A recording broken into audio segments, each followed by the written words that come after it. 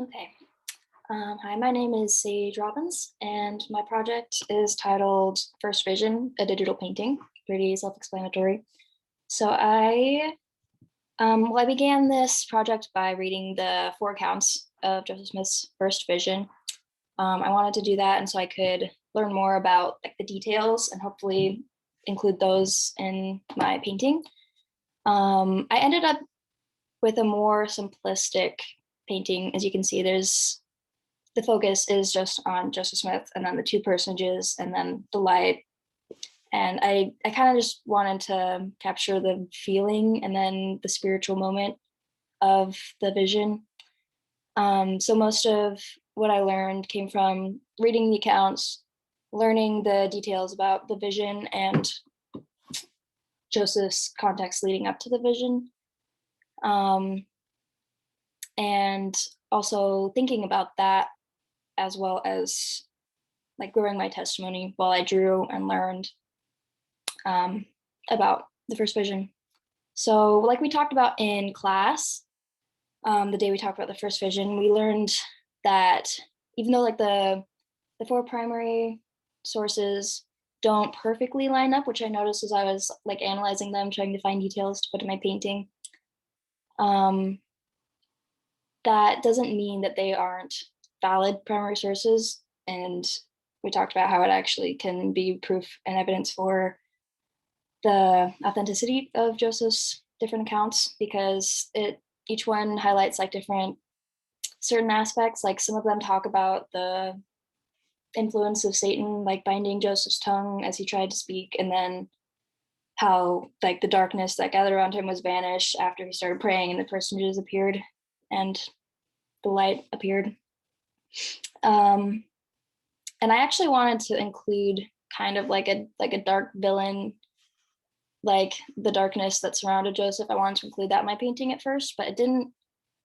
Obviously, it didn't work out. I ended up just focusing on the light, and so in my mind, this is kind of like the moment right after the darkness has disappeared and everything is just filled with light, which is just kind of symbolic of how the gospel can fill your life with light and banish whatever darkness you might be dealing with. Um, so that was my idea behind that. And I also kind of looked at like the ages and how some of the accounts like the ages conflict, and some of the accounts just kind of skip over the fact that Joseph went into the woods and that two personages specifically appeared to him. Because I think one of them does just talk about Jesus Christ and what Christ talked to Joseph about, and doesn't really say that a second personage appeared. But as you can see, I included two personages because that's the general concluded fact of what happened is he saw God and Jesus Christ. One of the accounts actually talked about angels like surrounding them as well, like in the background, I think. So I thought about adding that too, but I again just ended up going with like the simplistic so I could focus on the two personages and Joseph Smith and then the symbolism behind that and then the light that Joseph's shrouded in. So as I said, most of what I gained was spiritual testimony. I was able to strengthen my testimony of Joseph Smith as a prophet as I learned about and like analyze the validity of his different accounts.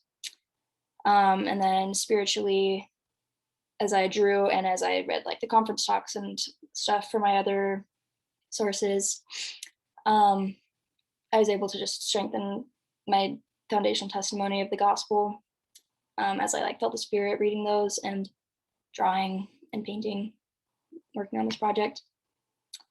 So yeah, I gained a lot of knowledge about the first vision as I did this project and as I learned and prepared for the drawing.